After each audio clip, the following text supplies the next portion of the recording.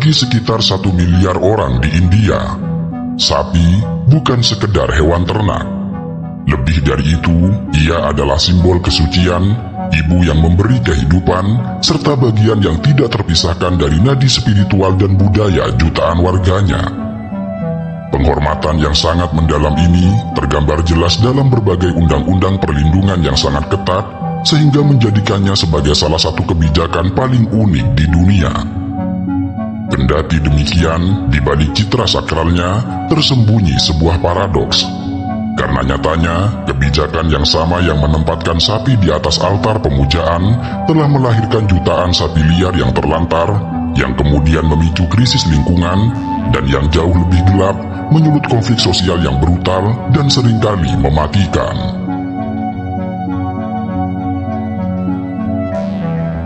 Untuk memahami mengapa sapi begitu dimuliakan di India, kita perlu menyelami warisan budaya dan spiritual yang sudah mengakar selama ribuan tahun. Bagi sebagian besar masyarakat India, terutama penganut Hindu yang merupakan mayoritas, sapi atau gaumata yang berarti ibu sapi adalah perwujudan dari kelembutan, kemurahan hati, serta kesucian. Dalam ajaran Hindu, sapi dihubungkan dengan berbagai dewa-dewi. Salah satu yang paling terkenal adalah kaitan sapi dengan Dewa Krishna, yang seringkali digambarkan sebagai seorang gembala sapi. Kisah-kisah masa kecilnya yang penuh kasih terhadap sapi-sapi di Vrindavan telah menginspirasi jutaan pemujanya untuk meneladani cinta kasih tersebut. Selain itu, ada pula Nandi, seekor sapi jantan yang dikenal sebagai wahana atau kendaraan Dewa Siwa, salah satu dewa utama dalam Trimurti agama Hindu. Kehadiran patung Nandi pada hampir setiap kuil Siwa di seluruh India menandakan posisi penting hewan ini dalam keyakinan agama Hindu. Penghormatan terhadap sapi tidak hanya terbatas pada teks-teks suci, tetapi juga tercermin dalam praktik sehari-hari serta ritual keagamaan di India. Di banyak desa, keluarga Hindu tradisional memelihara setidaknya 1 ekor sapi di rumah mereka. Sapi itu dianggap sebagai bagian anggota keluarga. Mereka diberi nama, dihias dengan karangan bunga pada hari-hari istimewa, dan doanya dimohonkan demi kesejahteraan penghuni rumah. Susu sapi dijuluki sebagai emas putih, yang diolah menjadi mentega atau keju yang menjadi bahan pokok kuliner India. Bahkan, kotoran dan air kencing sapi sekalipun turut dimanfaatkan. Kotoran kering digunakan sebagai bahan bakar alami serta plester lantai di rumah-rumah pedesaan. Sementara air kencingnya dipakai dalam ramuan pengobatan Ayurveda tradisional. Status kesucian sapi di India tidak hanya berhenti di ranah budaya dan spiritual. Ia telah diterjemahkan ke dalam kerangka hukum yang kokoh serta kuat, yang bagi dunia luar, hukum itu seringkali tampak aneh dan membingungkan. Negara India telah secara aktif mengambil peran sebagai pelindung sapi, menciptakan serangkaian undang-undang yang melarang penyembelihan serta mengatur perlakuan terhadap hewan ini dengan sangat ketat. Dorongan untuk melindungi sapi secara hukum telah ada sejak sebelum kemerdekaan India. Para pemimpin nasionalis seperti Mahatma Gandhi seringkali menyuarakan pentingnya perlindungan sapi sebagai bagian dari identitas India. Setelah kemerdekaan, sentimen ini diabadikan dalam Undang-Undang India. Pasal 48 dari Pedoman Prinsip Kebijakan Negara menyatakan bahwa negara harus berusaha mengorganisir pertanian dan peternakan dengan cara-cara modern dan ilmiah, khususnya mengambil langkah-langkah untuk memelihara dan meningkatkan keturunan, dan melarang penyembelihan sapi dan anak sapi, serta ternak perah dan penarik lainnya. Kendati pun pasal ini tidak bersifat mengikat secara hukum, yang artinya tidak dapat dipaksakan di pengadilan, tetapi ia memberikan landasan moral dan politik bagi negara-negara bagian di India untuk membuat undang-undang mereka sendiri. Akibatnya, lanskap hukum perlindungan sapi di India menjadi sangat bervariasi. Hingga tahun 2025, lebih dari 20 dari 28 negara bagian di India memiliki undang-undang yang melarang atau sangat membatasi penyembelihan terhadap sapi. Tidak hanya itu, hukuman bagi yang melanggar tergolong sangat berat. Di negara bagian seperti Gujarat, penyembelihan sapi dapat dijatuhi hukuman penjara seumur hidup. Di negara bagian lain seperti Haryana dan Maharashtra, hukumannya bisa mencapai 10 tahun penjara, ditambah dengan denda yang cukup besar. Undang-undang ini tidak hanya menargetkan penyembelihan, tetapi juga kepemilikan serta transportasi dengan sapi, yang seringkali juga dianggap sebagai tindak pidana. Di Uttar Pradesh, sejak tahun 2020, berlaku aturan yang meningkatkan hukuman maksimum menjadi 10 tahun penjara dan denda hingga 5 lakh rupiah, atau sekitar 5.900 dolar Amerika, bagi siapapun yang terbukti menyembelih sapi. Di beberapa tempat lain, hukuman bervariasi antara 3 hingga 7 tahun penjara. Bahkan, memiliki atau mengangkut daging sapi secara ilegal bisa berujung bui. Ini jelas hukuman yang sangat berat jika dibandingkan dengan banyak negara lain, di mana menyembelih sapi hanyalah bagian dari industri makanan sehari-hari. Dari sudut pandang hukum internasional, terutama jika dibandingkan dengan negara-negara barat, undang-undang perlindungan sapi di India sangatlah unik. Sebagian besar undang-undang kesejahteraan hewan di dunia berfokus pada pencegahan kekejaman terhadap hewan secara umum dan memastikan proses penyembelihan yang manusiawi. Namun di India, undang-undang ini secara spesifik mengangkat satu spesies hewan ke status yang dilindungi secara total, bukan berdasarkan pertimbangan ekologis atau konservasi, melainkan murni atas dasar sentimen keagamaan serta budaya mayoritas. Hal ini seringkali menimbulkan perdebatan tentang sejauh mana negara sekuler dapat memberlakukan hukum yang didasarkan pada ajaran atau agama tertentu. Para kritikus berpendapat bahwa undang-undang ini melanggar hak-hak kelompok minoritas, seperti Muslim dan Kristen, serta masyarakat Dalit dan suku-suku asli yang secara tradisional mengonsumsi daging sapi dan bergantung pada industri kulit dan daging untuk mata pencaharian mereka. Di balik citra kesucian dan perlindungan hukum yang sangat ketat, terdapat sebuah kenyataan pahit yang menghantui jalanan, pedesaan, dan bahkan kota-kota besar di India. Hewan-hewan yang sama yang dipuja di kuil dan dilindungi oleh undang-undang, kini menjadi sumber masalah lingkungan dan sosial yang serius. Jutaan ekor sapi berkeliaran bebas tanpa pemilik di jalan-jalan dan ladang, hidup sebagai sapi liar yang justru menimbulkan masalah sosial dan lingkungan. Data sensus ternak terbaru menunjukkan bahwa populasi sapi terlantar di India mencapai 5 juta ekor.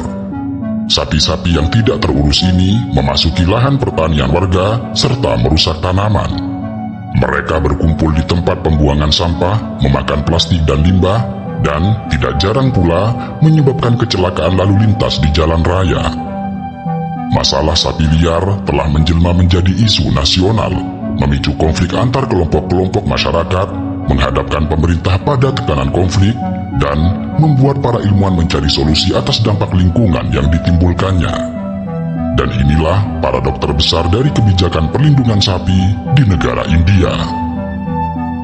Masalah sapi liar sejatinya adalah konsekuensi langsung dari larangan penyembelihan. Secara tradisional, seorang petani memelihara sapi untuk diambil susunya atau tenaganya. Namun, ketika seekor sapi menjadi tua, sakit atau tidak lagi produktif, ia menjadi beban ekonomi. Biaya pakan dan perawatannya tidak sebanding lagi dengan manfaat yang diberikannya. Sebelum larangan penyembelihan diperlakukan secara ketat, para petani memiliki pilihan untuk menjual sapi-sapi tua ini ke rumah potong hewan. Ini memberikan mereka pemasukan tambahan untuk membeli ternak baru yang lebih produktif. Akan tetapi, dengan adanya undang-undang yang melarang penyembelihan dan menjatuhkan hukuman berat, pasar untuk sapi-sapi tua ini menjadi lenyap. Para petani yang seringkali hidup dalam kemiskinan dihadapkan pada pilihan sulit, antara terus memelihara hewan yang menjadi beban finansial atau melepaskannya begitu saja. Pada akhirnya, banyak yang terpaksa memilih opsi kedua, dan akibatnya pedesaan dan perkotaan di India dibanjiri oleh sapi-sapi yang tidak bertuan. Dan seperti yang telah dijelaskan, menurut data sensus terakhir ternak, diperkirakan ada lebih dari 5 juta sapi liar yang berkeliaran di seluruh India. Angka ini, menurut beberapa sumber tidak resmi, bisa jadi lebih tinggi. Mereka adalah produk dari sebuah kebijakan yang memuliakan kehidupan seekor sapi, tetapi gagal menyediakan mekanisme untuk merawatnya hingga akhir hayatnya. Bagi para petani, sapi liar adalah hama yang merusak. Gerombolan sapi liar seringkali masuk ke ladang-ladang dan memakan habis tanaman yang siap panen, menyebabkan kerugian ekonomi yang sangat besar bagi petani. Para petani terpaksa mengeluarkan biaya ekstra untuk membangun pagar yang lebih kuat atau begadang semalaman untuk menjaga ladang mereka. Frustrasi di kalangan petani seringkali sangat tinggi, menciptakan ketegangan di komunitas pedesaan. Di beberapa daerah yang paling parah terkena dampaknya, para petani yang putus asa telah mengambil tindakan drastis dengan menggiring dan mengunci ratusan sapi liar di dalam gedung-gedung pemerintah seperti sekolah dan kantor desa. Aksi ini adalah bentuk protes untuk menekan pemerintah agar segera mencari solusi atas masalah yang mengancam mata pencaharian mereka. Sementara di perkotaan, sapi-sapi liar ini seringkali terlihat mengais makanan di tumpukan sampah. Tidak mampu membedakan antara sisa makanan dan sampah, mereka menelan plastik dalam jumlah besar. Berita tentang dokter hewan yang mengeluarkan puluhan kilogram plastik, paku dan sampah lainnya dari perut seekor sapi telah menjadi hal yang biasa. Bukan hanya itu, sapi liar yang berkeliaran di jalanan, terutama pada malam hari, menjadi ancaman serius bagi keselamatan lalu lintas. Ribuan kecelakaan fatal dilaporkan setiap tahunnya akibat kendaraan yang menabrak sapi. Upaya-upaya seperti menempelkan stiker reflektif pada tanduk sapi telah dilakukan di beberapa daerah. Namun skala masalahnya terlalu besar untuk diatasi dengan solusi sederhana seperti itu.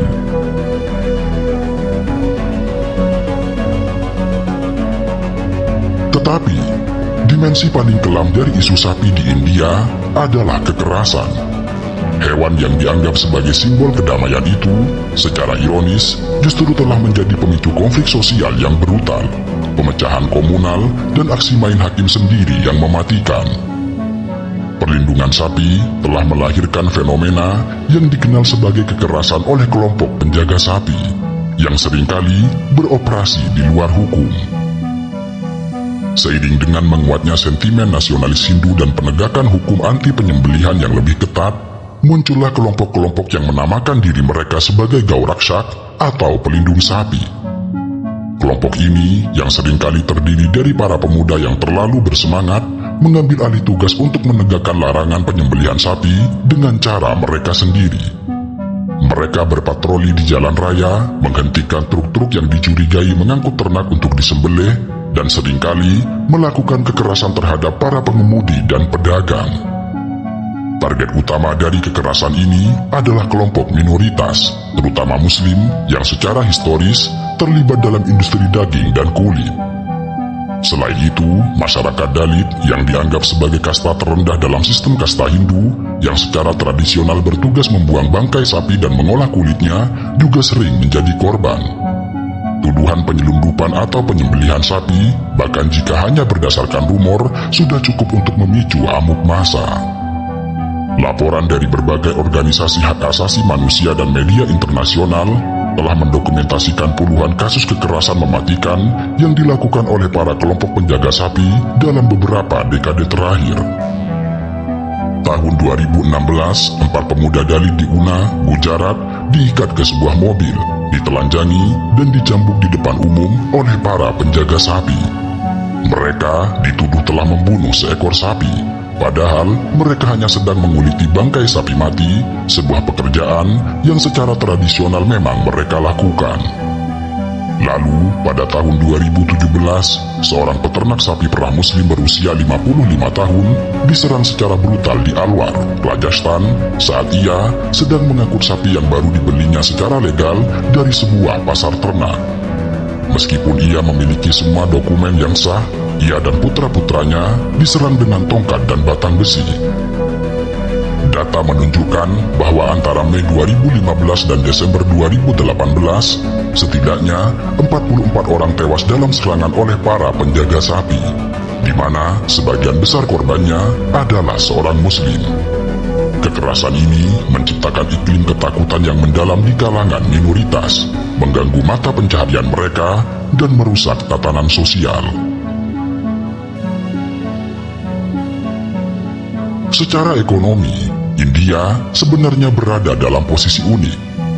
Meskipun sebagian besar penduduknya tidak makan daging sapi, India adalah produsen daging sapi terbesar kedua di dunia, termasuk daging kerbau yang secara teknis masuk kategori beef, sekaligus sebagai produsen susu terbesar di dunia. Ini artinya populasi ternak sapi dan kerbau di India luar biasa besar. Maka pelarangan menyeluruh atas penyembelihan sapi tentu mengguncang mata rantai industri. Pedagang daging sapi yang mayoritas adalah Muslim kehilangan mata pencaharian. Pabrik pengolahan kulit berkurang pasokan bahan baku, harga daging kerbau naik karena menjadi substitusi utama, dan peternak kecil yang tadinya mengandalkan penjualan sapi tua kini kehilangan pasar. Perdagangan lintas perbatasan pun akan macet. Sebelum tahun 2014, diperkirakan sekitar 2 juta ekor sapi per tahun diselundupkan dari India ke Bangladesh untuk memenuhi kebutuhan industri daging dan kulit di sana. Namun, setelah patroli perbatasan diperketat dan risiko diserang kelompok penjaga sapi meningkat, arus tersebut menyusut dengan drastis. Organisasi kemanusiaan pada tahun 2019 mencatat bahwa kebijakan perlindungan sapi telah menghentikan perdagangan sapi bahkan untuk jenis ternak yang sebenarnya tidak dianggap suci seperti lembu jantan, karena para pedagang takut menjadi sasaran kekerasan. Bagi banyak orang luar, situasi ini tampak sangat paradoks. India melarang membunuh sapi, tetapi di saat yang sama, jutaan warganya masih bergantung pada industri terkait sapi demi ekonomi, mulai dari susu, kulit, hingga ekspor daging kerbau. Konflik antara kepercayaan dan kebutuhan pasar inilah yang menjadi benang kusut. Apalagi pemberlakuan hukum yang keras tanpa persiapan solusi alternatif memicu persoalan baru yang justru kontraproduktif terhadap tujuan perlindungan dari hewan itu sendiri. Dengan demikian, dapat disimpulkan bahwa fenomena ledakan sapi liar di India adalah produk sampingan tidak terduga dari niat mulia untuk melindungi sapi. Faktor-faktor ekonomi, hukum, dan sosial saling bertaut membentuk badai sempurna yang menghasilkan jutaan sapi tanpa tuan. Mereka terombang-ambing antara status suci yang membuat mereka tidak tersentuh dan status liar yang membuat mereka tidak terurus dan hidup mengenaskan. Lalu pelan-pelan, ia menjadi masalah serius di pedesaan, perkotaan, di jalanan, hingga sosial.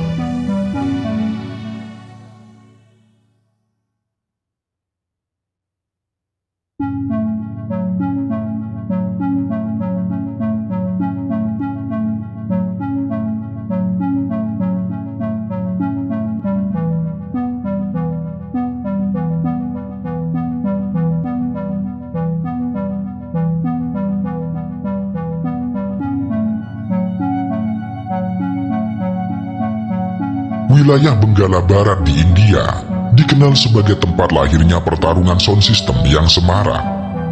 Di pelosok-pelosok pedesaannya, budaya audio tumbuh subur layaknya jamur di musim hujan.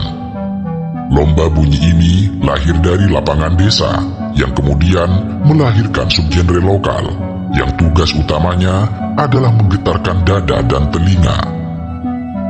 Para pesertanya datang dari berbagai penjuru dengan membawa sound system rakitan masing-masing yang bersiap adu jotos dalam volume dan kualitas hentakan bass. Mereka menumpuk speaker di atas truk atau gerobak dan menyulapnya menjadi panggung suara berjalan yang memuntahkan dentuman seperti badai soni.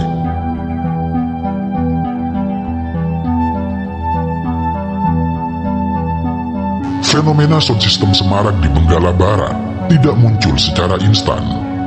Ia berakar pada tradisi budaya lokal yang telah berlangsung puluhan tahun, terutama terkait perayaan keagamaan dan komunal. Di India, termasuk Benggala Barat, setiap tahun berlangsung berbagai festival Hindu yang meriah. Masing-masing kampung atau lingkungan biasanya mendirikan pandal, yakni semacam tenda atau bangunan temporer tempat menaruh arca dewa yang dihormati selama perayaan. Antar kampung kerap bersaing tidak resmi untuk membuat pandal paling megah dan atraktif, mulai dari dekorasi tercantik hingga hiburan paling meriah. Dan disinilah musik dan sound system memainkan peran penting. Sejak dahulu, memutar lagu keras-keras lewat pengeras suara di pandal sudah lumrah sebagai cara menarik perhatian massa. Lagu yang diputar biasanya bermacam-macam, kadang lagu-lagu puja atau nyanyian religi, kadang pula lagu film Bollywood yang populer, dan telah disesuaikan dengan selera panitia lokal. Menurut kesaksian warga, di setiap acara keagamaan pasti ada pengeras suara yang dipasang guna menyiarkan lagu-lagu pujian tentang keperkasaan dewa atau kisah mitologis penuh semangat. Bahkan tidak jarang, sejak era dulu, adu volume terjadi spontan antar dua pandal desa bertetangga, di mana masing-masing berlomba memutar musik paling kencang agar pengunjung lebih ramai ke tempat mereka daripada ke pandal sebelah. Dengan demikian, bisa dibilang bibit-bibit kompetisi sound system sudah ada secara organik dalam tradisi festival ini. Selain festival religi, fungsi sound system juga vital dalam hajatan-hajatan lokal lain seperti pernikahan hingga karnaval desa. Sehingga muncullah para penyedia jasa sound system yang menyewakan peralatan audio untuk acara-acara tersebut. Di Benggala Barat, orang-orang ini bukan sekedar teknisi. Mereka disebut sebagai operator musik box karena biasanya mereka tidak memutar piringan DJ layaknya di klub, melainkan mengoperasikan sistem audio dan kaset sesuai kebutuhan acara. Pada awalnya, sound system digunakan murni untuk melayani keperluan acara resmi tadi. Kendati demikian, seiring waktu, ada masa jeda di antara musim-musim festival ketika peralatan audio menganggur. Di pedesaan Bengal yang terpencil, kesempatan hiburan sangatlah sedikit. Selepas musim panen atau di sela hari biasa, para pemuda seringkali dilanda kebosanan. Kondisi inilah yang memicu lahirnya suatu ide, bahwa daripada perangkat audio menganggur, mengapa tidak dipakai untuk membuat lomba sendiri? Maka, sekitar 1 dekade terakhir, mulai muncul kompetisi-kompetisi sound system mandiri sebagai hiburan alternatif dikala tidak ada festival resmi. Dan inilah yang menjadi cikal bakal lahirnya sound battle di Benggala Barat. Pada gilirannya, generasi muda di pedesaan Bengal pun melakukan eksperimen. Mereka meracik lagu-lagu populer menjadi versi baru dengan bass yang diperkuat, membeli atau merakit ampli rakitan, serta menambah jumlah speaker melebihi kebutuhan normal. Kompetisi kecil-kecilan antar pemuda kampung pun digelar, dan biasanya dilakukan saat malam di lapangan terbuka. Karena sifatnya tidak formal, semula acara ini hanya dianggap sebagai iseng-iseng atau hiburan kampung. Namun, lambat laun pesertanya kian serius mempersiapkan diri, sebab bagi mereka ada gengsi yang dipertaruhkan untuk menjadi kampung dengan sound system paling gahar. Menariknya, fenomena ini juga didorong motif ekonomi dan pemasaran. Artinya, banyak operator sound system yang menyadari bahwa ajang adu sound ini bisa menjadi etalase promosi kemampuan mereka. Awalnya, ini semacam latihan atau branding, bahwa siapa yang memiliki sound system paling kencang dan paling ngebas, ia akan dikenal luas dan kemungkinan bookingnya meningkat untuk pentas hajatan atau acara mendatang. Dengan menang lomba atau viral, operator berharap namanya bisa tenar sehingga calon pelanggan, misal panitia pernikahan, lebih memilih menyewa sound systemnya yang sudah terbukti paling dahsyat. Sehingga lomba sound system pun menjelma sebagai ajang iklan gratis bagi bisnis sound system lokal. Faktor Faktor lain yang turut mempercepat perkembangan budaya ini adalah akses teknologi dan internet. Sekitar pertengahan 2010-an, smartphone dan koneksi internet mulai menjangkau desa-desa terpencil di India. Para pemuda desa Bengal Barat kini bisa mengunduh perangkat lunak pengolah musik gratis di komputer atau ponsel mereka, lalu membuat lagu-lagu remix unik. Mereka juga bisa merekam video aksi sound battle dengan mudah dan mengunggahnya ke media sosial. Lomba sound system di Benggala Barat biasanya berlangsung dalam format sound clash yang unik. Berbeda dengan tradisi sound clash di Jamaika atau kompetisi DJ di klub kota besar, di sini dua atau lebih tim sound system kerap dimainkan secara bersamaan dalam satu arena. Ibarat dua band yang manggung serempak di panggung berseberangan, masing-masing berusaha mengungguli volume dan daya hentak suara lawannya. Tidak ada konsep gantian lagu, sebab semuanya tumpah ruah sekaligus, sehingga benar-benar menciptakan perang suara sebenarnya di udara. Sementara itu, penonton sering berdiri di tengah-tengah, diapit oleh dua kubu speaker yang saling menembakkan gelombang bunyi ekstrim. Bagi yang tidak terbiasa, ini tentu pengalaman kacau. Tetapi bagi penikmatnya, berada dalam crossfire audio tersebut justru mendatangkan sensasi adrenalin tersendiri. Kompetisi semacam ini biasanya diadakan malam hari dan kerap kali bersamaan dengan acara perayaan tertentu, misal festival desa atau selepas upacara keagamaan. Kendati demikian, ada pula yang diselenggarakan khusus hanya untuk lomba sound system. Pada acara-acara besar, panitia akan menyediakan spot khusus di lapangan atau jalan raya yang ditutup sementara. Masing-masing tim membawa peralatan mereka, kadang diangkut dengan truk, trailer, atau gerobak modifikasi yang menjadi semacam panggung berjalan. Banyak rig dari sound system ini tampil dengan warna yang mencolok, dicat warna-warni terang, dipasangi lampu kelap-kelip, bahkan diberi ornamen seperti bendera merah, hijau, biru, hingga gambar dewa atau simbol keberuntungan menurut kepercayaan setempat. Seringkali, kompetisi ini diikuti oleh klub atau kelompok desa. Misalnya, satu desa memiliki tim sound yang dikelola bersama. Mereka patungan untuk membeli peralatan, dan mereka akan menantang desa sebelah yang juga punya tim serupa. Mereka memiliki semangat kedaerahan yang dipertaruhkan, sehingga warga desa pun hadir mendukung timnya layaknya penonton pertandingan olahraga. Bagi banyak pemuda dan warga desa di Benggala Barat, kompetisi sound system ibarat oase hiburan di tengah keseharian yang sederhana. Di daerah pedesaan dengan keterbatasan akses terhadap hiburan modern, acara semacam ini menjadi ajang rekreasi kolektif.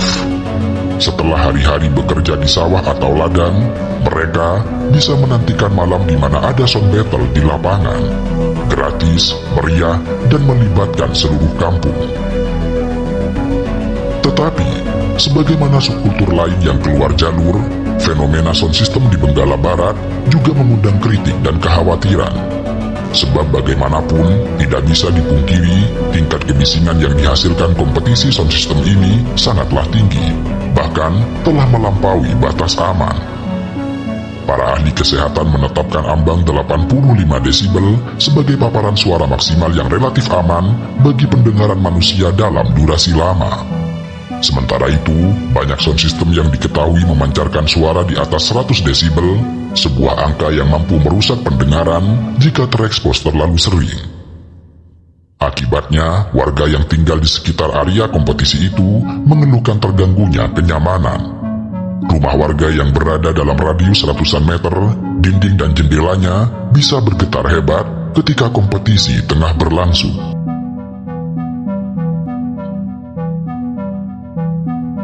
Bukan hanya warga, pendengaran para operator dan penggemar garis depan juga menjadi taruhan.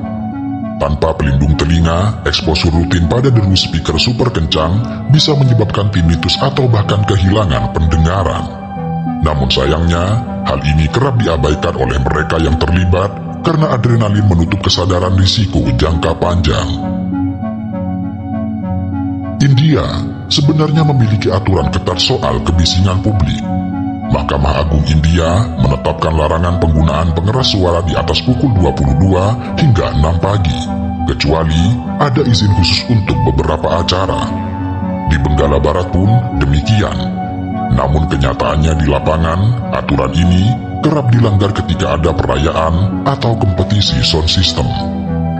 Pihak kepolisian kadang mengambil tindakan jika ada aduan. Kasus terkenal misalnya terjadi di Tarapukur pada tahun 2005. Polisi memaksa menghentikan pertunjukan musik di Pandal yang sudah lewat jam 10 malam. Sound system disita di tengah jalan yang kemudian menyebabkan kericuhan massa. Warga melempari polisi dengan batu bata, lalu polisi membalas dengan pentungan dan menangkap puluhan orang. Ini menunjukkan betapa sensitif masalah sound system di Benggala. Ketika di satu sisi aturan berkata tentang ketertiban serta kenyamanan pihak lain, massa merasa pestanya telah direnggut. Selain aspek hukum dan kesehatan, ada pula pertentangan nilai. Para pelaku sound battle ini kerap dicap negatif, misalnya disebut sebagai monyet oleh segelintir orang yang kesal karena menganggap mereka tidak peduli orang tua, anak kecil, atau orang sakit di sekitar. Ada persepsi bahwa gemar sound system tidaklah berbudaya, perusuh, atau kampungan. Ibaratnya, generasi lebih tua atau kaum elit cenderung mengernyitkan dahi melihat budaya ini. Seorang komentator bahkan menyamakannya dengan potensi terorisme kebisingan secara hiperbola. Di sisi lain, pendukung fanatik sound system ini tentu membela diri. Mereka merasa ini adalah bagian dari ekspresi gembira. Ada argumen bahwa acara semacam ini merupakan acara desa yang berlangsung hanya beberapa kali dalam setahun. Lalu ada argumen bahwa acara sound battle adalah ladang rizki orang kecil, sehingga tidak perlu ditertibkan.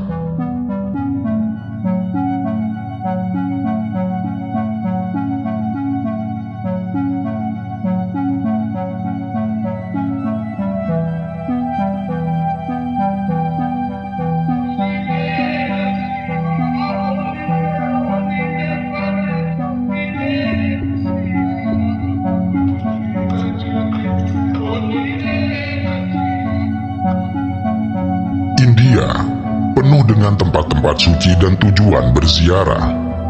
Setiap kota, setiap desa, dan bahkan setiap sungai atau pohon tua di India seolah menyimpan kekuatan suci.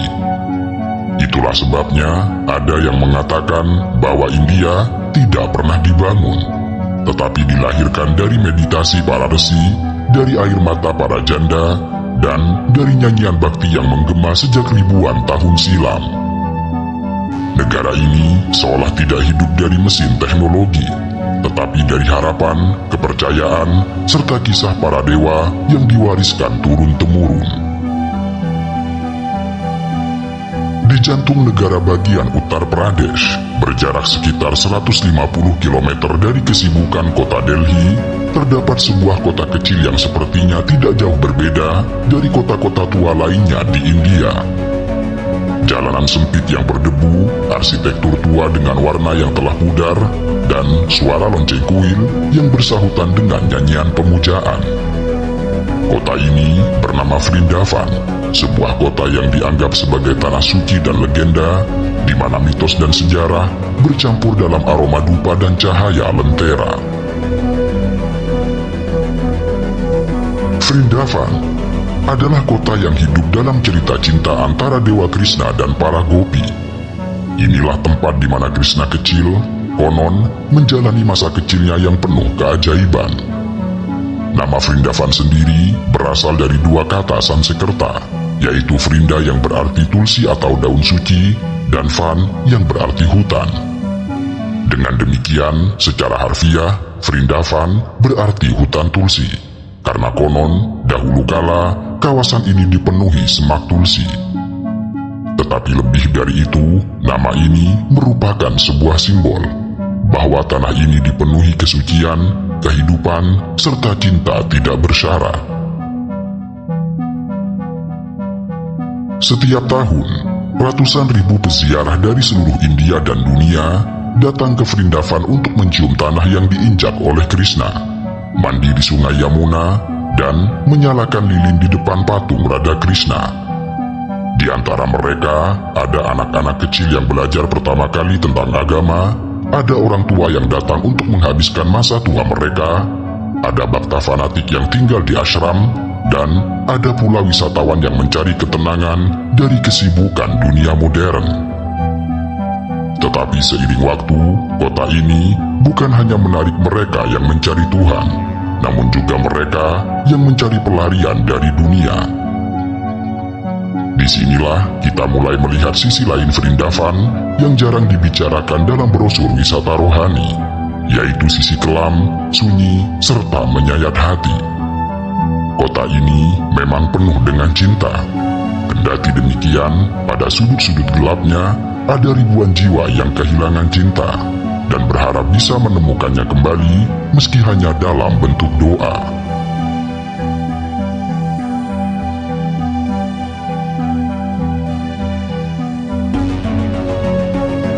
Meski dikenal sebagai kota cinta, Vrindavan juga menjadi kota bagi ribuan janda.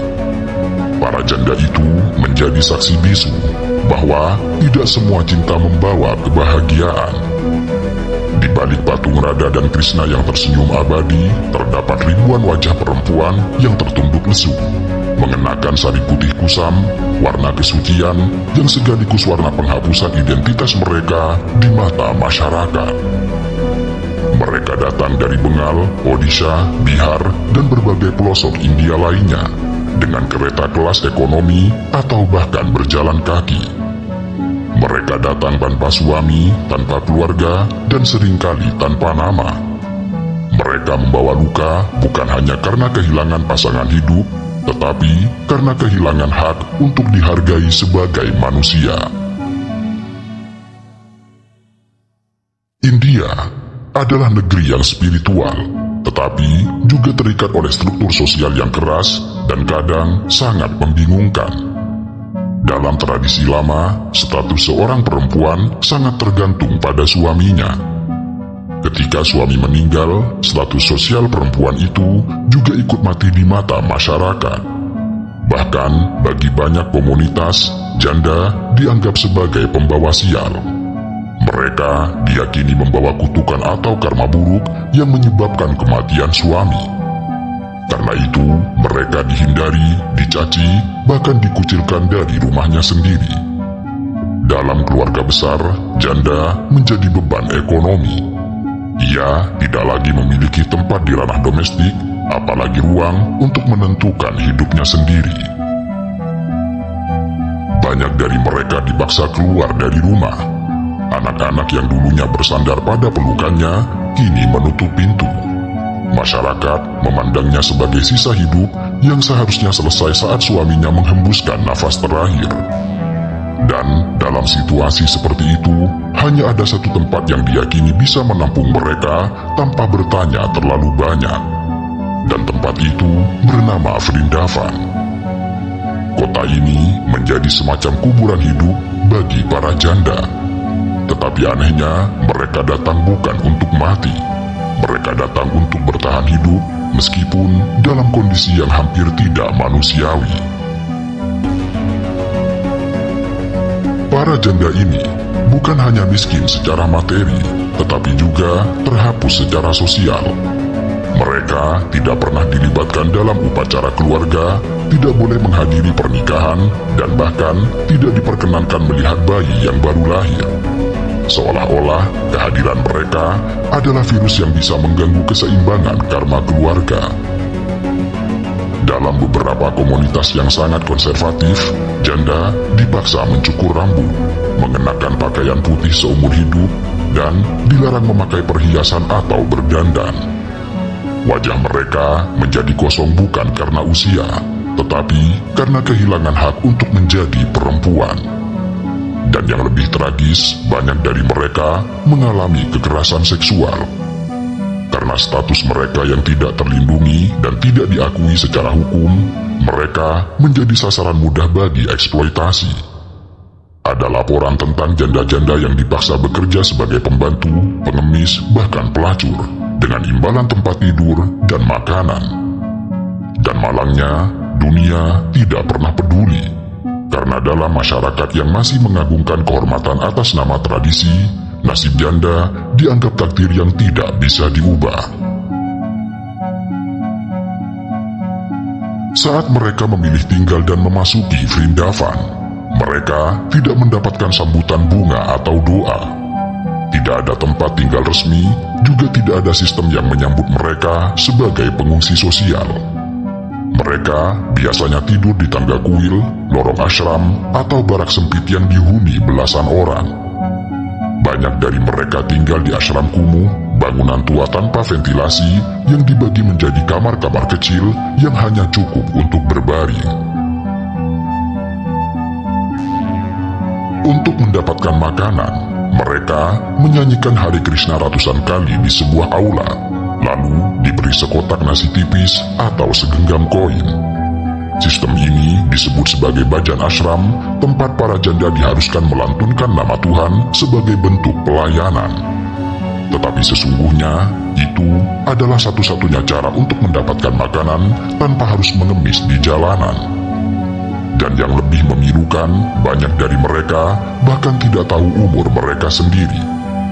Beberapa datang ke Vrindavan sejak masih remaja dan telah hidup puluhan tahun di kota ini, tanpa identitas, tanpa catatan, serta tanpa jejak. Mereka hampir tidak memiliki akses terhadap layanan medis. Gigi tanggal, tubuh kurus kering, dan kulit penuh bercak penyakit, semua itu menjadi hal yang biasa. Di tempat ini, mereka hanya memiliki satu harapan, yaitu mati di kota Krishna, karena menurut kepercayaan, mati di Vrindavan menjamin kehidupan setelah mati yang lebih baik. Mereka tidak pernah meminta lebih, tidak rumah, tidak keluarga, tidak juga cinta, hanya tempat untuk mati dengan tenang. Beberapa dari mereka menemukan komunitas, kelompok kecil para janda yang saling mendukung, saling berbagi makanan, dan saling merawat saat sakit. Beberapa lainnya bergabung dalam kelompok seni, menyanyi bhajan dengan semangat, atau bahkan menjadi pengrajin kecil yang membuat bunga dan dupa untuk dijual. Namun, sebagian besar dari mereka tetap hidup dalam bayang-bayang. Dalam statistik, mereka tidak tercatat. Dalam media, mereka jarang disebut. Dalam sejarah, mereka tidak dikenang. Dan dalam agama yang ironisnya memuliakan cinta ilahi, mereka tetap menjadi tanda tanya besar yang tidak pernah benar-benar dijawab. Tentu, ini menjadi satu ironi besar dalam budaya yang menyembah dewi-dewi kuat seperti Durga, Laksmi, serta Saraswati. Bahwa dalam kehidupan nyata, perempuan yang kehilangan suami seringkali diperlakukan seperti hantu. Bukan hanya tidak dianggap, tetapi juga dihindari, ditakuti, bahkan dianggap pembawa sial. Inilah kenyataan pahit yang menjerat banyak perempuan di India. Bagi mereka, kematian suami tidak hanya berarti kehilangan pasangan hidup, tetapi juga hilangnya identitas, martabat, dan hak sebagai manusia. Vrindavan hanya menjadi saksi bisu dari ketidakadilan ini. Tetapi akar persoalannya jauh lebih dalam dan lebih luas, menyentuh lapisan-lapisan terdalam dari tradisi sosial, norma keagamaan, serta sistem patriarki yang sudah mengakar selama berabad-abad. Dalam banyak masyarakat di India, status janda membawa stigma yang menempel seperti noda yang tidak bisa dibersihkan. Tradisi kuno yang diwariskan turun-temurun seringkali menyatakan bahwa perempuan yang ditinggal mati suaminya sebaiknya menarik diri dari kehidupan duniawi. Ia harus mengabdi pada doa, melepas semua kesenangan dunia, dan menunggu kematian dalam kesunyian. Dahulu, dalam praktik paling ekstrim dikenal ritual sati, di mana seorang janda ikut dibakar hidup-hidup bersama jenazah suaminya di atas tumpukan kayu pembakaran. Praktik ini secara resmi dilarang sejak abad ke-19 oleh pemerintah kolonial Inggris setelah tekanan moral dan gerakan sosial lokal. Tetapi warisan mentalitasnya masih tertinggal hingga kini, bahwa seorang perempuan dianggap tidak lagi layak hidup setelah kematian suaminya. Hingga hari ini, banyak janda dipaksa meninggalkan rumah mertua mereka dan tidak diberi warisan. Mengenakan pakaian putih sebagai tanda kesucian dan duka abadi, tidak makan makanan enak, tidak menggunakan make up, perhiasan, atau barang-barang yang dianggap duniawi, dan dilarang hadir dalam perayaan keluarga karena dipercaya akan membawa nasib buruk. Padahal mereka tidak melakukan kejahatan, tidak berdosa, dan tidak merusak tatanan sosial. Mereka hanya kehilangan pasangan, tetapi masyarakat memperlakukan mereka seolah sebagai penyebab kematian itu sendiri. Secara hukum, India telah memiliki berbagai regulasi yang bertujuan untuk melindungi hak-hak janda. Dalam Undang-Undang Warisan Hindu misalnya, janda berhak atas warisan suaminya. Bahkan ada juga skema kesejahteraan serta bantuan tunai dari pemerintah, termasuk program pensiun untuk janda miskin. Kendati demikian, seperti banyak kisah di negeri berkembang lainnya, hukum tinggal di atas kertas. Di lapangan, realitasnya jauh berbeda. Banyak janda tidak memiliki dokumen identitas resmi karena mereka buta huruf atau tidak pernah tercatat dalam sistem.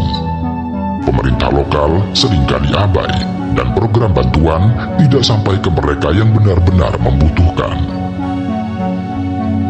Laporan kekerasan terhadap janda jarang ditindak serius oleh kepolisian atau aparat desa, sebab hal itu dianggap sebagai urusan keluarga. Dan di Vrindavan, sebagian besar janda bahkan tidak tahu kalau mereka berhak mendapatkan bantuan apapun.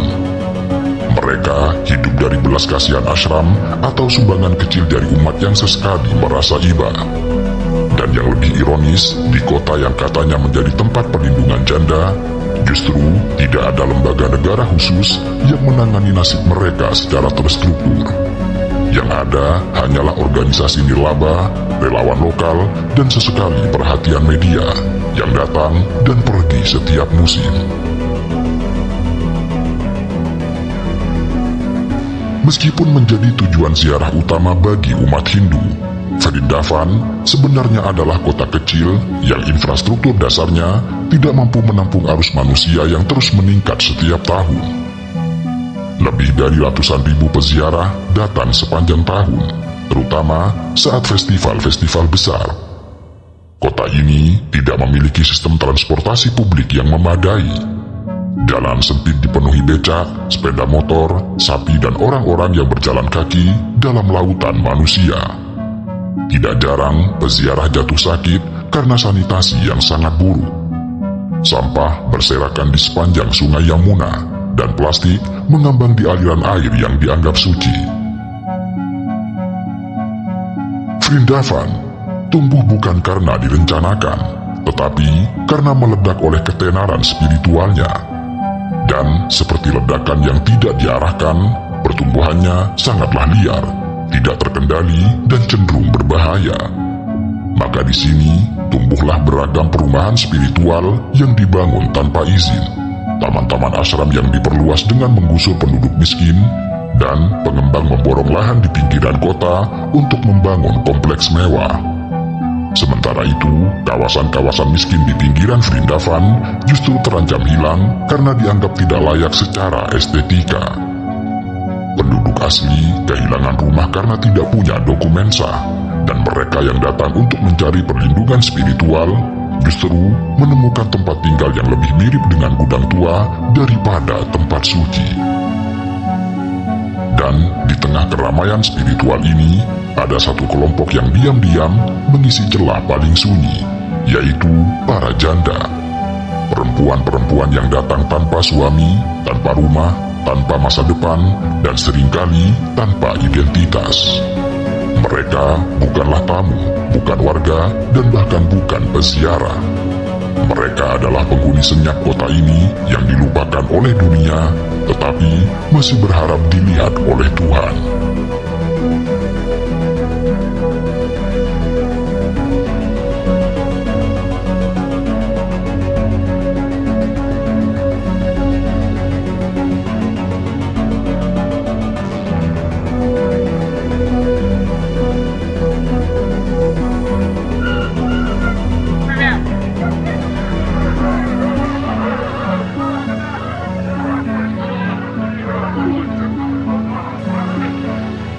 Jika sebagian besar orang menganggap kotoran sapi sebagai sesuatu yang menjijikkan, agaknya tidak demikian dengan masyarakat di India.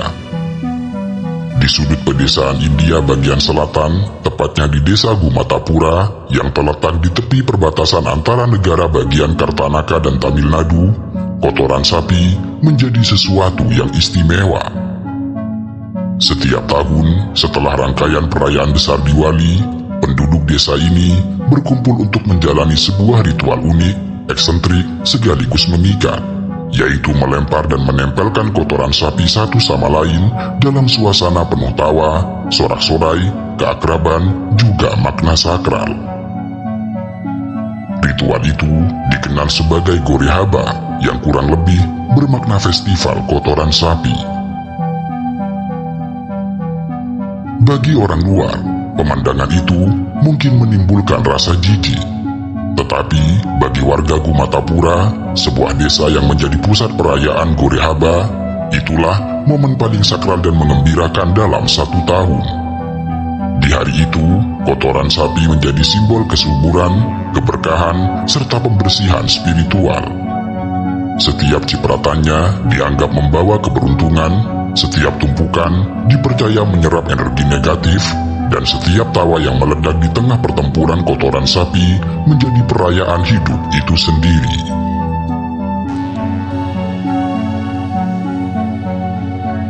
Dalam banyak budaya agraris di India bagian selatan, sapi bukan hanya sebagai ternak ekonomi atau sumber daya tenaga, tetapi juga memiliki makna keagamaan dan sosial. Sapi tidak hanya dilihat sebagai sumber ekonomi, melainkan juga sebagai makhluk suci. Itulah mengapa setiap rumah hampir pasti memiliki sapi, atau minimal terlibat dalam aktivitas yang berkaitan dengan sapi. Dalam kepercayaan Hindu, sapi adalah simbol ibu bumi. Mereka memberi tanpa meminta balasan, sabar, dan penuh kasih sayang. Karena itu tidak heran jika Gumatapura menjadi tempat lahirnya Gorehaba, sebuah perayaan yang memuliakan sumber kehidupan paling sederhana namun paling bermakna. Penduduk Gumatapura percaya bahwa kotoran sapi adalah berkat yang sangat nyata. Dalam kehidupan sehari-hari, mereka menggunakannya untuk menutupi lantai rumah agar tetap sejuk dan steril, untuk pupuk tanaman, dan bahkan untuk obat tradisional. Sapi adalah kehidupan itu sendiri, dan kotorannya dianggap penawar dari segala kekotoran, baik secara fisik maupun spiritual. Gorehaba adalah tradisi yang diwariskan dari generasi ke generasi, namun tidak ada versi tunggal mengenai asal mula pelaksanaannya. Seperti banyak ritual di pedesaan lainnya di India, Gorehaba lahir dari campuran legenda, kepercayaan lokal, serta sejarah panjang pertanian. Menurut kisah yang sering diceritakan para tetua Gumatapura, festival ini berakar dari legenda seorang dewa lokal bernama Bireshwara, yang konon menjadikan sapi sebagai perantara untuk membersihkan dunia dari dosa. Di desa ini bahkan terdapat sebuah kuil yang dibuat secara khusus untuk Bireshwara. Dalam versi lain, dewa ini lahir dari kotoran sapi atau berasal dari unsur-unsur kotoran sapi, sehingga warga desa merasa wajib mengadakan upacara tahunan dengan elemen kotoran sapi sebagai bentuk penghormatan dan pengabdian. Kuil tersebut menjadi pusat persiapan ritual, mulai dari pengumpulan kotoran, doa puja, pengambilan amunisi kotoran sapi untuk festival, dan akhirnya perarakan menuju medan pertempuran kotoran. Semua warga desa, terutama kaum lelaki dan remaja, akan berkumpul di tempat ini. Persiapan untuk Gorehaba dimulai beberapa hari sebelum festival. Seluruh persiapan, mulai dari pengumpulan kotoran sapi, transportasi dengan gerobak, hingga bersih-bersih setelah pesta, dikerjakan secara kolektif. Ini memperkuat rasa kebersamaan serta identitas lokal. Dan ini artinya, ritual yang terlihat aneh di mata orang luar sebenarnya berfungsi sebagai perekat sosial. memecah hierarki, menciptakan ruang lepas, dan sekaligus mengungkap rasa syukur serta humor kolektif. Warga desa bekerja sama, dari anak kecil hingga orang tua, untuk mengumpulkan kotoran sapi dari seluruh penjuru desa. Kotoran itu kemudian dikumpulkan di halaman kuil Bariswara, dicampur dengan air dan tanah hingga membentuk lumpur yang lembut dan tebal. Bagi mereka, aroma yang menyengat tidak pernah menjadi masalah, bahkan dianggap sebagai aroma kesucian.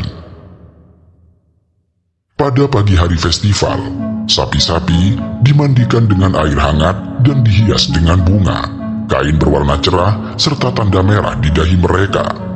Kemudian, musik tradisional mulai dimainkan, dan orang-orang menari di jalanan, mengelilingi kuil sambil membawa ember berisi kotoran. Setelah doa bersama, lonceng besar kuil dibunyikan, yang hal itu menandakan dimulainya perang kotoran sapi. Dalam hitungan menit, seluruh desa berubah menjadi lautan lumpur suci. Tubuh mereka berlumur coklat, namun hati mereka bersih dari amarah, iri, serta rasa dendam. Dalam filosofi lokal, kotoran sapi telah membersihkan jiwa mereka. Bagi banyak orang, momen itu juga menjadi simbol persatuan sosial.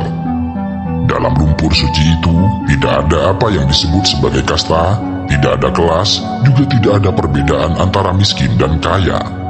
Semuanya dianggap setara di hadapan kotoran sapi, dan semua bersatu dalam tawa. Melempar dan menempel kotoran sapi memiliki makna yang mendalam. Lemparan itu dianggap sebagai penghormatan kepada sapi. Maksudnya, dengan memanfaatkan kotoran sapi, warga mengakui akan peran sapi dalam kehidupan sehari-hari. Lemparan itu juga bisa bermakna purifikasi serta pembaharuan. Artinya, dengan memegang, melempar dan menempel kotoran sapi, peserta festival merasa mengalami semacam pembersihan sosial atau peneguhan komunitas. Kemudian, yang tidak kalah penting bagi Kumatapura, Gorehaba adalah identitas khas yang membedakan mereka dari desa lain. Dan dengan demikian, ritual ini memperkuat rasa memiliki dan kearifan lokal. Memang, dalam pandangan masyarakat India, kotoran sapi bukanlah kotoran dalam pengertian yang biasa. Ia justru dianggap sebagai zat suci, simbol dari siklus kehidupan yang murni dan alami. Filsafat Hindu memandang segala sesuatu di alam sebagai bagian dari satu kesatuan kosmik. Sehingga dalam pandangan ini, bahkan kotoran sapi memiliki perana, sebuah energi hidup yang menyucikan, bukan mencemarkan. Kotoran sapi sering digunakan untuk melapisi lantai rumah karena dipercaya dapat menolak roh jahat dan menjaga kesejukan ruangan. Namun, di balik keyakinan itu, ada dasar ilmiahnya. Penelitian modern menemukan bahwa kotoran sapi mengandung bakteri baik yang mampu menekan pertumbuhan mikroba berbahaya, serta menghasilkan efek antiseptik alami. Artinya, tradisi yang tampak aneh bagi orang modern ini sebenarnya merupakan perpaduan antara spiritualitas serta pengetahuan ekologis kuno. Dan bagi warga Kumatapura, kotoran sapi bukan sekedar bahan biologis. Ia adalah perantara antara manusia dan bumi. Dalam setiap genggaman lumpur tersimpan makna keseimbangan antara yang kotor dan suci, yang hina dan luhur, serta yang fana dan abadi. Filosofi ini sejalan dengan ajaran Veda yang menyebutkan bahwa bumi, air, api, udara dan ruang tidak pernah benar-benar kotor, sebab manusialah yang memaknainya demikian. Maka, dengan bermain kotoran sapi, manusia seolah menyentuh kembali rahim bumi, membersihkan egonya, serta menyatu dengan alam. Selain nilai spiritual, kotoran sapi juga memiliki fungsi praktis dan ekologis yang diakui secara luas di India. Di pedesaan, ia digunakan sebagai sumber energi terbarukan dalam bentuk biogas. Campuran kotoran sapi dan air yang difermentasi menghasilkan gas metana yang digunakan untuk memasak, menyalakan lampu, bahkan memanaskan rumah. Sistem ini ramah bagi lingkungan, murah, serta berkelanjutan. Sebuah teknologi sederhana yang telah dipraktikkan jauh sebelum istilah energi hijau populer di dunia modern. Selain itu, masyarakat India percaya bahwa kotoran sapi memiliki kekuatan penyembuhan. Dalam pengobatan tradisional Ayurveda, campuran abu kotoran sapi kering dan urin sapi digunakan untuk mengobati penyakit kulit, demam, dan infeksi. Meski terdengar ekstrim, penelitian modern menemukan bahwa senyawa dalam kotoran sapi mengandung enzim antioksidan dan bahan aktif yang dapat menetralkan racun. Bahkan, di beberapa laboratorium India, ekstrak kotoran sapi dikaji sebagai bahan untuk produk antibakteri alami. Dalam konteks Gorehaba, keyakinan ini hadir dalam bentuk simbolik, bahwa saat tubuh dilumuri kotoran sapi, diyakini roh jahat keluar dan tubuh dibersihkan dari energi negatif. Orang-orang yang terlibat dalam festival ini sering mengaku merasa lebih segar, ringan, serta bahagia setelahnya. Meski belum pasti apakah itu karena efek psikologis atau biologis, namun yang jelas, hubungan antara manusia, sapi, dan alam telah membentuk sistem keyakinan yang menyatukan tradisi, sains, serta spiritual dalam satu harmoni yang sangat unik. Ketika rekaman video Gorehaba menyebar di internet, banyak orang luar India yang terkejut, bahkan merasa jijik. Bagi mereka yang tumbuh dalam budaya modern dan urban, festival ini tampak sebagai bentuk keanehan yang sulit diterima nalar.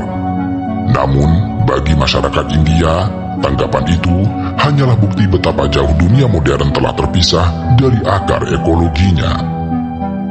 Sementara sebagian besar kota besar sibuk dengan deterjen, disinfektan, dan teknologi steril, penduduk Gumatapura masih merayakan kesucian alam dengan tangan kosong dan tawa tulus.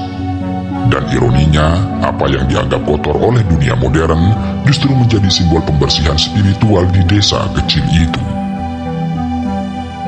Media barat sering menggambarkan Gorehaba sebagai festival paling aneh di dunia.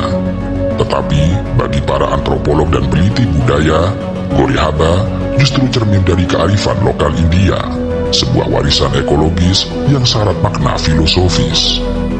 Banyak peneliti yang datang ke Gumatapura tidak sekedar untuk melihat festival, tetapi untuk memahami cara hidup yang berakar pada hubungan mendalam antara manusia dan bumi. Namun tentu saja, tidak sedikit juga kritik yang muncul dari kelompok urban di India itu sendiri. Mereka menganggap bahwa tradisi ini tidaklah higienis atau memperburuk citra India di mata dunia. Pemerintah daerah sempat diminta menertibkan festival ini, tetapi penduduk tetap bersikeras, sebab Gorehaba bukan sekedar pesta, tetapi merupakan bagian dari identitas mereka. Bagi mereka, menyentuh kotoran sapi berarti menyentuh sumber kehidupan, dan tentu saja tidak ada yang bisa melarang itu.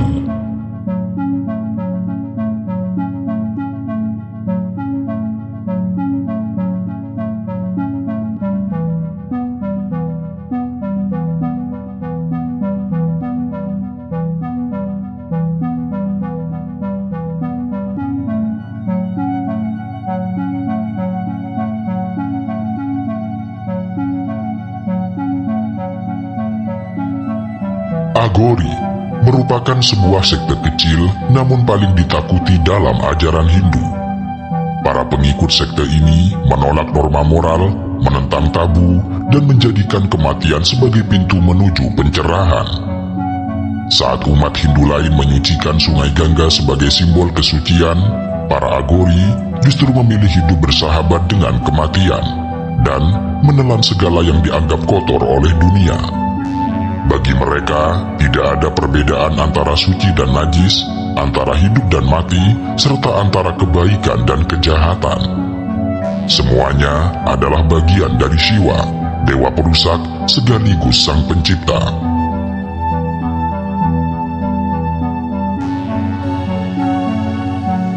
bagi kebanyakan umat Hindu, hidup adalah tentang menjaga dharma, kehidupan yang benar, bersih, dan penuh pengabdian. Mereka menjauhi hal-hal yang dianggap kotor seperti bangkai atau limbah manusia. Tetapi para Agori sangat menolak cara pandang semacam itu. Mereka berpandangan bahwa membedakan antara baik dan buruk justru menciptakan belenggu kehidupan. Seorang Agori bisa saja memakan sisa daging jenazah bukan karena ia lapar atau haus akan darah, tetapi karena ia ingin menghancurkan rasa jijik yang hidup dalam dirinya. Rasa jijik bagi mereka hanyalah ego manusia yang tidak mau menerima kenyataan bahwa semua hal di dunia ini adalah setara. Maka dengan menghapuskan rasa jijik, dengan menelan kotoran, mereka merasa telah berhasil menelan ego mereka sendiri. Seorang guru Agori pernah berkata, jika seseorang minum susu dari sapi dianggap suci, lalu mengapa orang yang minum air seni sapi disebut orang yang najis? Padahal keduanya berasal dari makhluk yang sama dan diciptakan oleh Dewa Siwa yang sama. Bagi manusia biasa, kematian adalah tragedi, suatu hal yang sering ditakuti dan ditangisi. Namun sekte Agori melihat kematian sebagai guru yang sangat penting. Itulah mengapa mereka sering duduk berjam-jam di samping mayat yang terbakar, bukan untuk berduka, tetapi untuk belajar dari kematian. Aroma daging yang hangus dalam pembakaran, suara tulang yang pecah saat terbakar, dan tubuh yang perlahan berubah menjadi abu, semua itu adalah pengingat bahwa tidak ada yang bisa kekal di dunia ini. Meditasi di samping atau di atas mayat bukan tindakan horor bagi mereka. Sebaliknya, itu adalah latihan keberanian serta latihan melepas keterikatan. Dengan duduk di atas tubuh yang sudah tidak bernyawa, seorang Agori mencoba memahami bahwa tubuhnya sendiri hanyalah wadah yang suatu hari juga akan menjadi abu. Mereka percaya bahwa ketakutan pada kematian adalah akar dari semua penderitaan manusia. Sehingga dengan menghadapi kematian setiap hari, Agori berusaha mencabut akar itu sampai habis. Seperti telah disinggung, sekte Agori tidak mengenal atau tidak membedakan antara suci dan kotor. Dan inilah prinsip yang membuat mereka sangat berbeda dari semua sekte lain. Jika orang Hindu biasa mandi di sungai Gangga untuk membersihkan dosa, maka Agori justru menyelam ke dalamnya untuk mencari mayat. Jika orang lain menghindari abu kremasi, mereka justru mengoleskannya pada tubuh. Mereka percaya bahwa dengan menyentuh apa yang dianggap paling najis, mereka justru menemukan kesucian sejati. Dalam pikiran mereka, Tuhan tidak bisa dibatasi oleh kategori manusia. Jika Tuhan menciptakan kotoran, maka kotoran itu sama sucinya dengan bunga teratai. Inilah yang membuat dunia sangat sulit untuk memahami Agori. Sebab apa yang bagi masyarakat adalah kotor, bagi mereka adalah pencerahan. Dalam kepercayaan Hindu, Siwa merupakan salah satu dewa utama, bagian dari Trimurti bersama Brahma sang pencipta dan Wisnu sang pemelihara.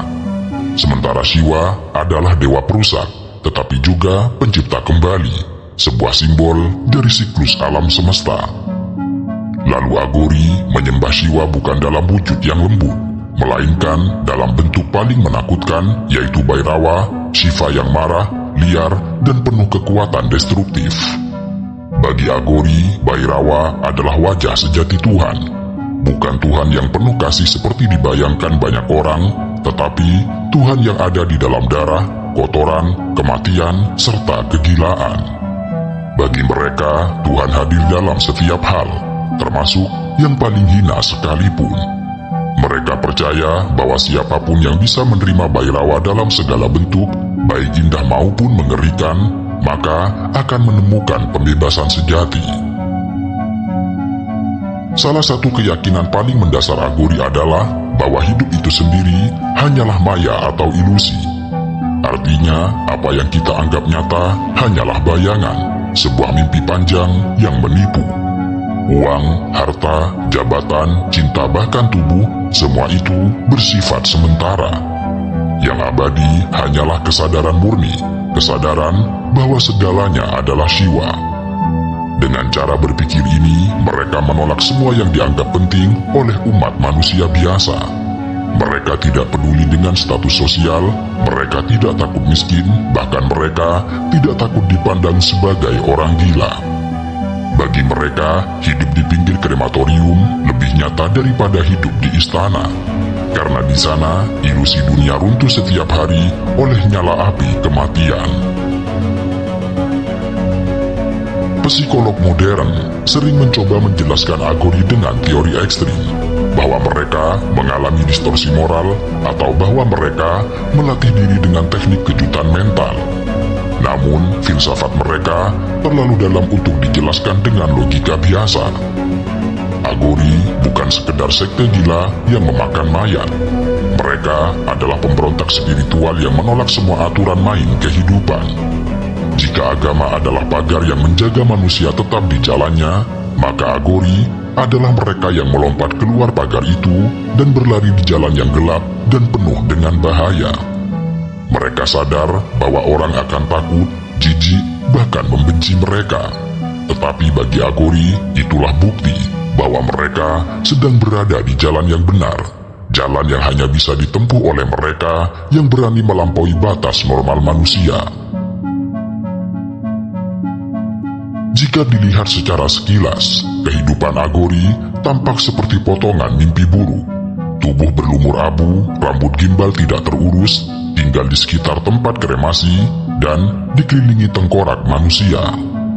Namun, di balik gambaran menyeramkan itu, ada ritme kehidupan sehari-hari yang sederhana, bahkan kadang tampak biasa, meski tetap berbeda jauh dari masyarakat umum. Bagi kebanyakan orang, krematorium atau tempat kremasi adalah tempat yang paling dihindari. Aroma daging yang terbakar, asap tebal dan tangisan keluarga yang berduka membuat siapapun ingin segera pergi dari sana. Tetapi bagi agori, krematorium justru adalah rumah.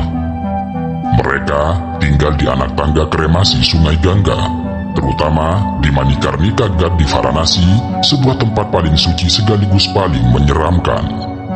Di sana, api kremasi menyala 24 jam sehari tanpa pernah padam. Tidak ada kamar tidur, serta tidak ada ranjang empuk.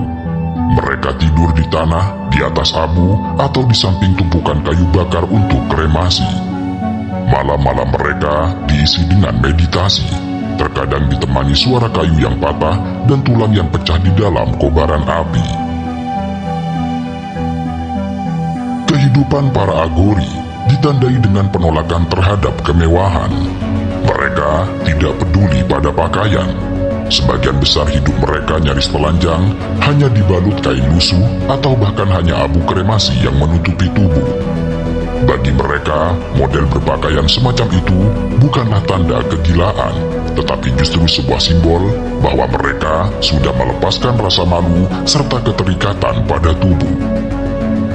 Jika tubuh hanyalah wadah yang akan menjadi abu, lalu untuk apa ia harus ditutupi dengan kain yang tampak mewah?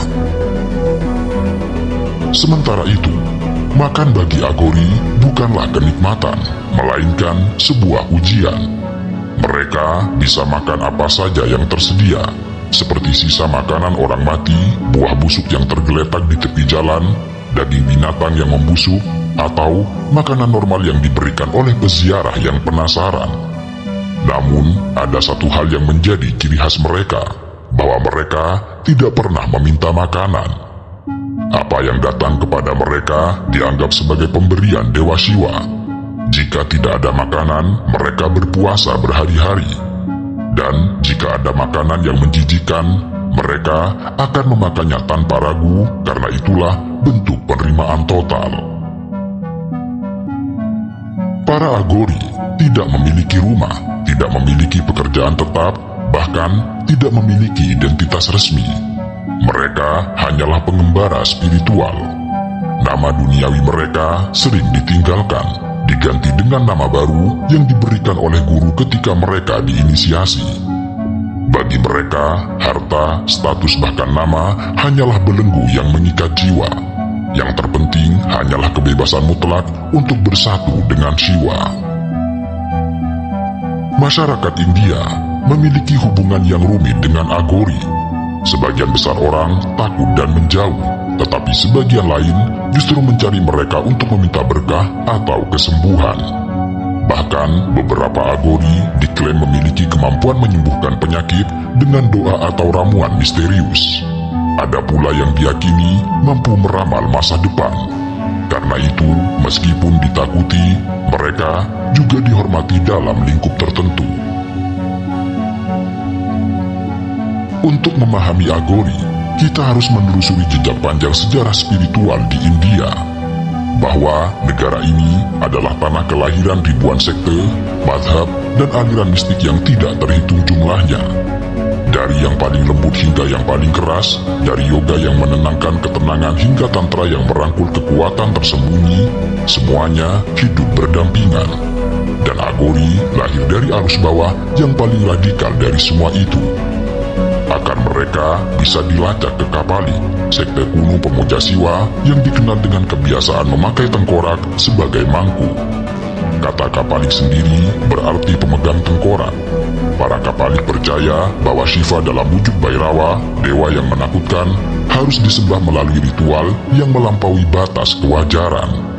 Itulah mengapa Aghori kerap tinggal di kuburan, menggunakan tulang belulang untuk ritual, dan melakukan meditasi di tengah mayat yang membusuk.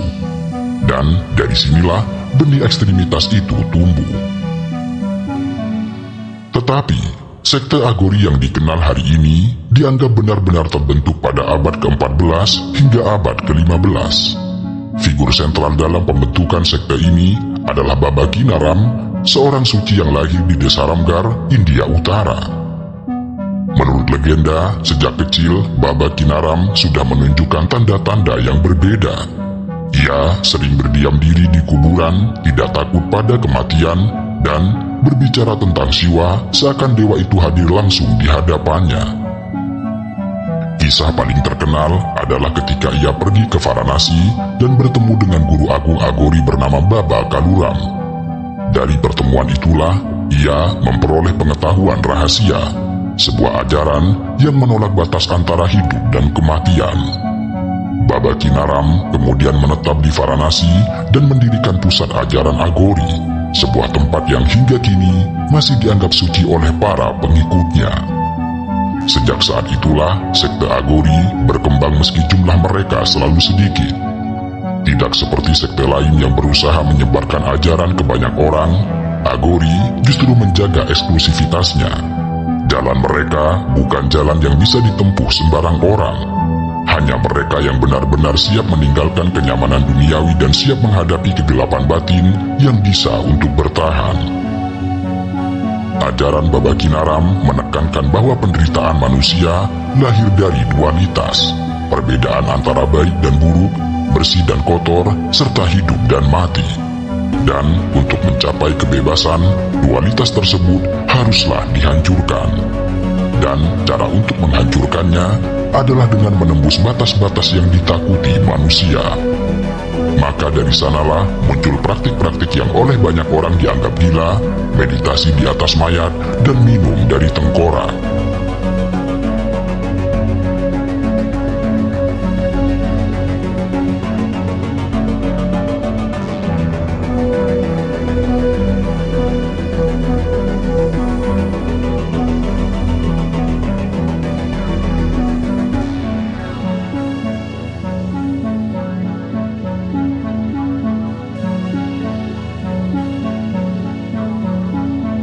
Yamuna merupakan salah satu sungai terpenting di India, baik secara ekologis maupun spiritual.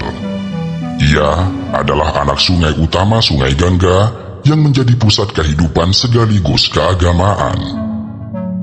Jauh sebelum Delhi menjadi ibu kota megah dengan jutaan kendaraan yang menderu setiap detik, juga sebelum pabrik-pabrik menumpahkan limbahnya ke dalam air, Yamuna adalah sungai yang mengalirkan air murni dan disucikan oleh para penyair dan pemuja sejak zaman purba. Akan halnya Sungai Gangga bagi India bagian utara, Yamuna adalah nadi peradaban kuno di India wilayah barat. Kota-kota besar seperti Delhi, Mathura, dan Agra tumbuh di sepanjang alirannya.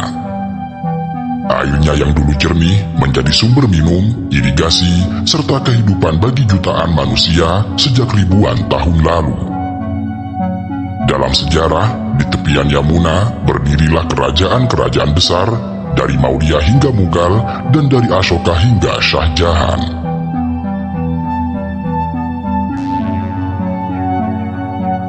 Dalam keyakinan umat Hindu, Yamuna adalah personifikasi kasih dan kesucian. Mereka percaya bahwa siapapun yang mandi di Yamuna, maka ia akan terbebas dari cengkraman kematian dan siklus kelahiran abadi. Kisah mengenai kesakralan sungai ini tertulis dalam Padma Purana serta Mahabharata. Dalam salah satu versi dikatakan bahwa Dewa Krishna kecil sering bermain di tepiannya, melompat ke airnya, menari di atas kepala ular raksasa Kalia yang meracuni sungai itu. Ketika Krishna menaklukkan ular tersebut, air Yamuna kembali jernih dan murni. Dan bagi umat Hindu, kisah itu adalah alegori bahwa dosa manusia bisa dimurnikan oleh cinta serta pengampunan dari Ilahi.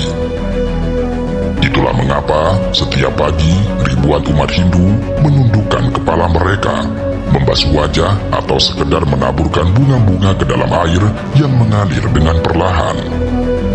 Mereka memanjat doa, memohon ampunan, berharap akan kehidupan yang lebih baik.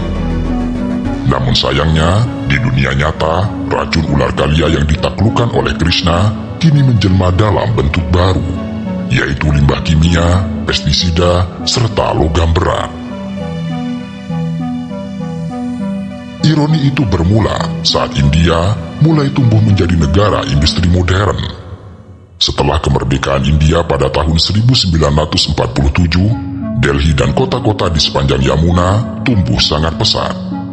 Urbanisasi meningkat secara luar biasa, dari sebuah kota dengan penduduk sekitar 700.000 orang menjadi lebih dari 20 juta jiwa pada tahun 2020. Pertumbuhan itu membawa mimpi kemajuan, tetapi di sisi lain juga memberikan kutukan ekologis.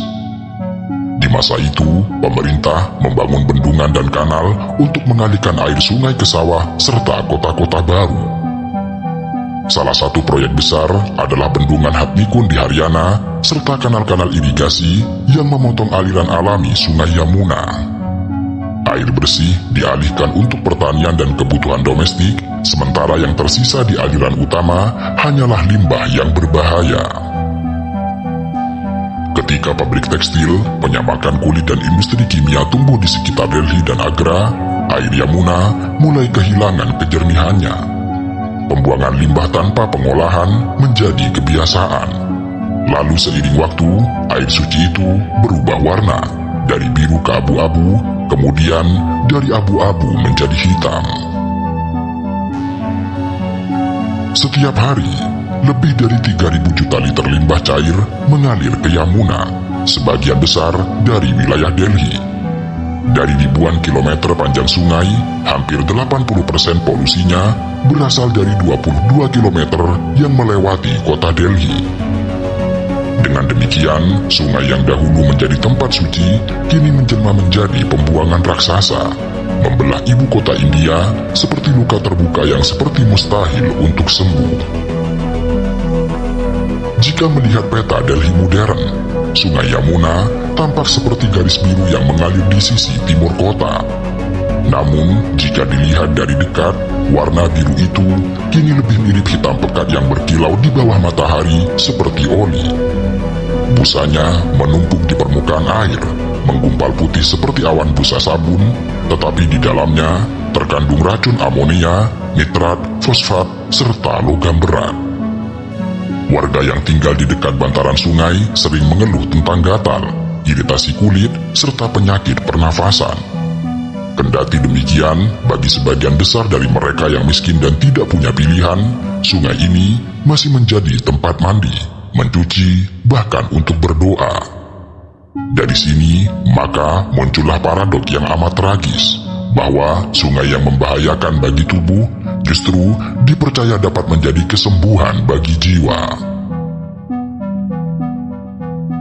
Yamuna mengalir sepanjang kira-kira 1376 km, melintasi beberapa negara bagian besar India seperti Uttarakhand, Haryana, Delhi, Uttar Pradesh, dan akhirnya bergabung dengan Sungai Gangga di Allahabad. Secara geografis, sungai ini menjadi tulang punggung kehidupan bagi lebih dari 50 juta orang, menyediakan air untuk pertanian, rumah tangga, serta industri di wilayah dataran Gangga. Yang lebih mengerikan, polusi Yamuna bukan hanya tragedi ekologis, tetapi juga ancaman nyata bagi manusia. Lebih dari 57 juta orang bergantung pada air dari Sungai Yamuna, baik untuk minum, memasak, atau untuk bertani. Air yang terkontaminasi berat itu memasuki sistem irigasi, lalu terserap oleh tanaman yang menjadi makanan sehari-hari. Akibatnya, racun yang dibuang ke sungai perlahan kembali ke dalam tubuh manusia melalui beras, gandum, serta sayur-sayuran. Di beberapa desa di Haryana serta Uttar Pradesh, warga mengalami peningkatan kasus penyakit kulit, gagal ginjal, serta kanker. Namun, di negeri dengan populasi besar dan kemiskinan yang mengakar, penderitaan itu sering terlewatkan dari pemberitaan. Meskipun sangat tercemar, Delhi tetap bergantung pada Yamuna untuk 70% pasokan air bersihnya.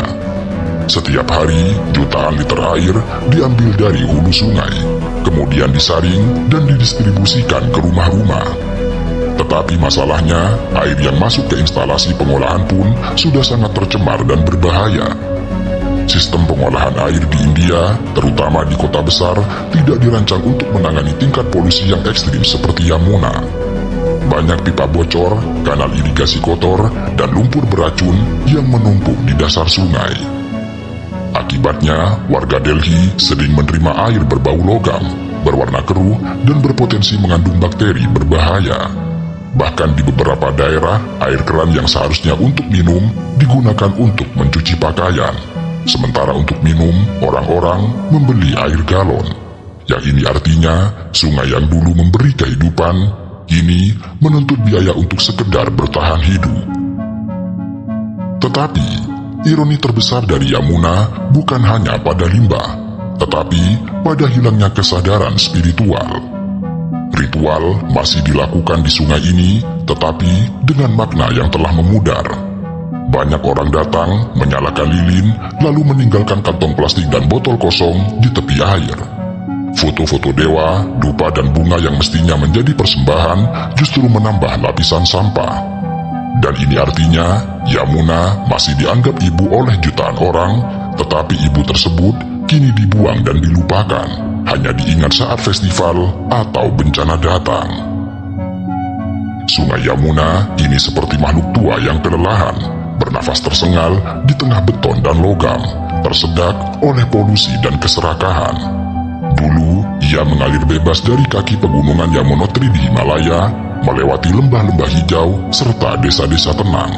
Tetapi, ketika ia mencapai Delhi, arusnya berubah menjadi kubangan hitam pekat yang seolah tidak lagi hidup.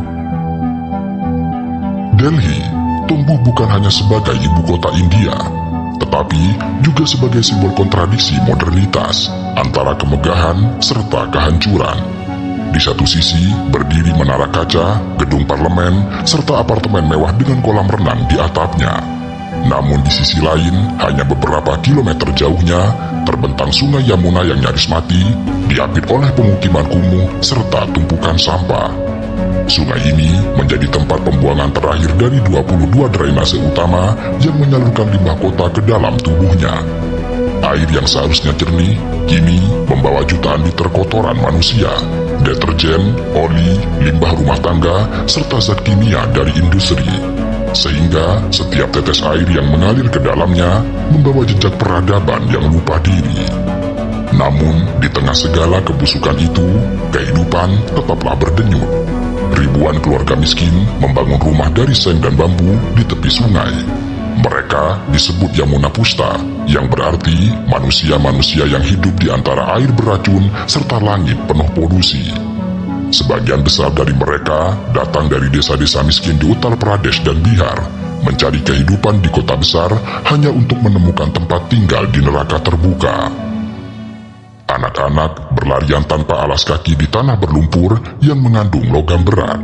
Mereka bermain bola dari plastik bekas di dekat genangan limbah dan tertawa tanpa sadar akan bahaya. Sementara ibu mereka mencuci pakaian dengan air hitam pekat, lalu menjemurnya di tali yang membentang di antara batang bambu. Lalu di malam hari, dari kejauhan, mereka bisa melihat cahaya lampu kota Delhi berpendar, seperti dunia lain yang tidak pernah mau menoleh ke arah mereka. Bagi orang-orang itu, Yamuna bukan lagi sekedar sungai. Ia adalah rumah, musuh, dan dewa sekaligus. Dari sanalah mereka minum, mencuci, mandi, serta memohon rezeki. Namun sungai yang memberi mereka hidup juga perlahan meracuni tubuh mereka.